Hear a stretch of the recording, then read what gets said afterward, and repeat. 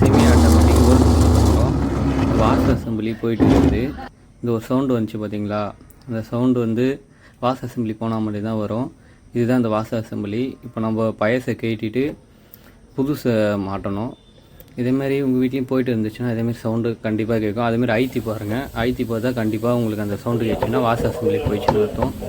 இப்போ நம்ம புதுசு மாட்டுறோம்.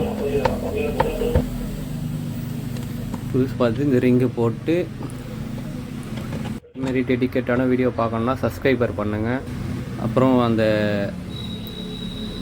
லெதர் டீப் போட்டிங்கன்னா முடிஞ்சிச்சு.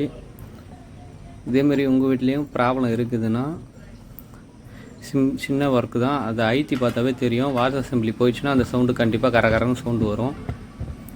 அந்த சவுண்டு வந்தால் போயிட்டு இருக்குன்னு அர்த்தம். போட்டுட்டு நம்ம அடிடேட்டரை போடுறோம். இந்த அடிடேட்டரை போட்டு இதை பிடிச்சி பார்க்குறோம். பாருங்கள், பிடிக்கவே முடியல, அந்த அளவுக்கு சுற்றுது. இதேமாரி இருந்தால் ப்ராப்ளம் ஓகே.